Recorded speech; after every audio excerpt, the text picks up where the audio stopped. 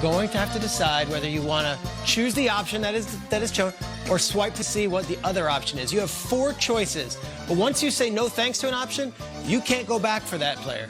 So you're going to be each different players. Yeah. Present you one option, you can swipe through, and you let us know what you want. Nate, got it. You're up first. Let's see the dating profile of who you will be finding a match for. This is Jameis, a 26-year-old quarterback from Tampa Bay via Alabama. He says he loves pregame speeches and he loves eating them W's.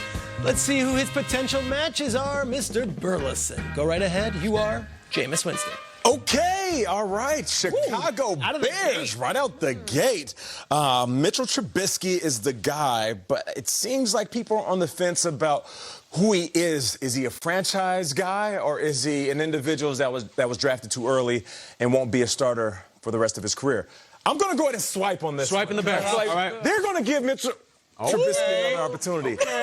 I Now, here's felt the that thing. pause. When it comes to the Raiders, it's a new city.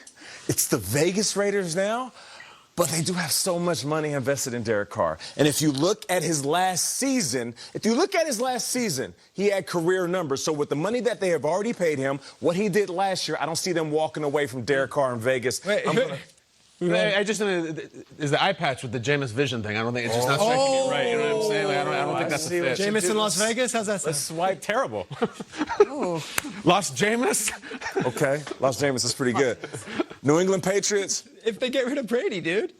Let's go and swipe. Yeah, he's like, I'm not even I don't going know into this. All right, I know, this is it. We only get 4. Oh, That's it. So this is your guy. Now, here's the Sticking thing. around. Here's What's the the thing. thing, Nate? I was at that last game, and I know you're saying, Nate, in that last game, it was an absolute joke. The first pass that he threw, pick 6 to the crib.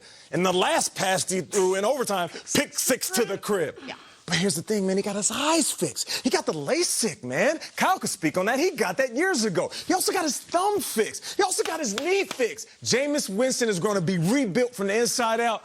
Hey, listen, Bruce Arians, you know you want somebody to grip it and rip it, fam? Go ahead and bring Jameis back, man. Give him a short-term, 1-year deal, and he'll do what he needs to do to prove he's the man for the job. Jameis, back with the Bucks. Jameis going back. Bionic Jameis. Going back to Tampa. All right, MJ, you're next. Let's see who you will be finding a mate for. Ooh, meet Emmanuel. Emmanuel. A 32-year-old wide receiver who recently moved to San Francisco in the middle of the year. He says his friends call him Colonel Sanders. What? Or Manny, and he's looking for another ring to add to his collection. Right. Who might be looking to match with Emmanuel? Look at this. Okay. Okay, no.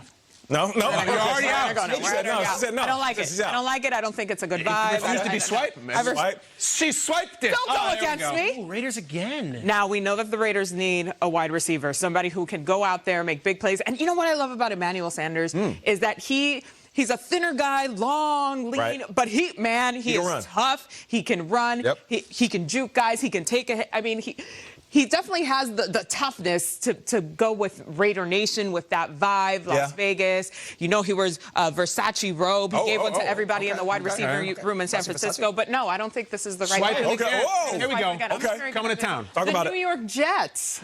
Emmanuel, the robe would fit in New York. Yep. for sure. Been done before. It's been done before. Okay.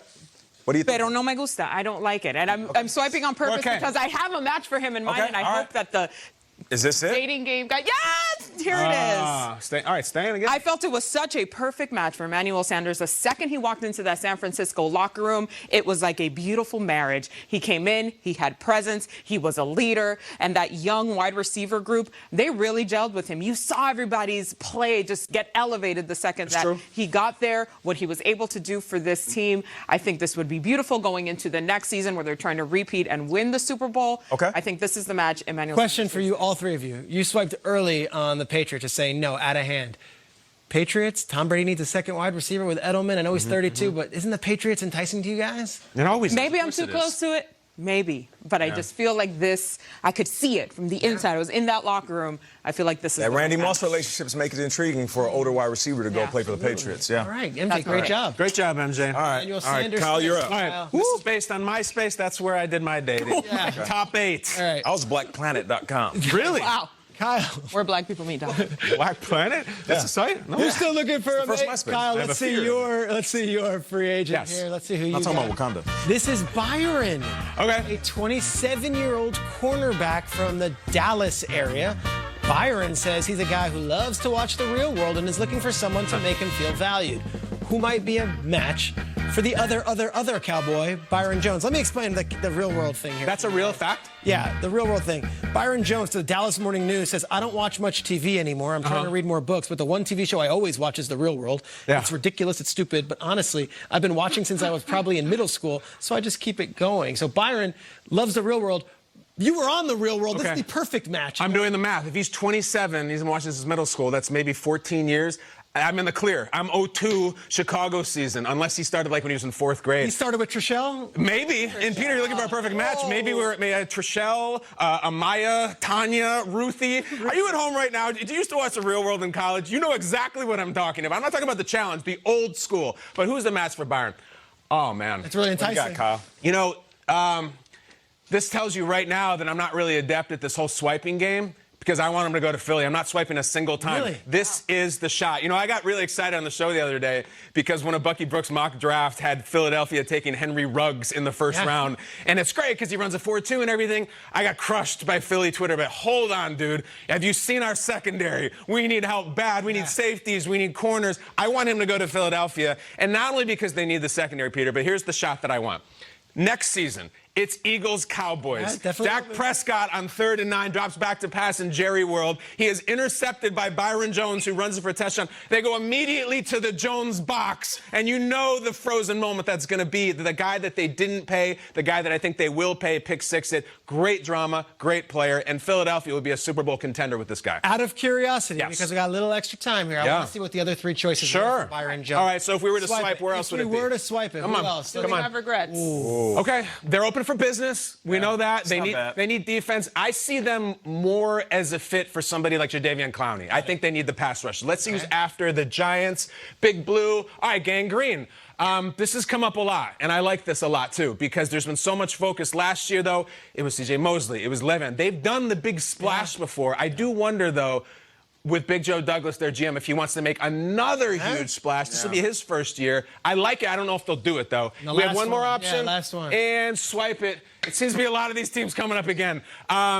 I like this too, but there's so much mystery about the Raiders, what they're going to do with the draft. I don't think they're going to really make the Tom Brady thing happen. So maybe, Peter, what's your take on Raiders? I think they're going to be willing to offer Byron Jones something, and I say that with a little bit of knowledge of the league and that Byron Jones has a long list of suitors.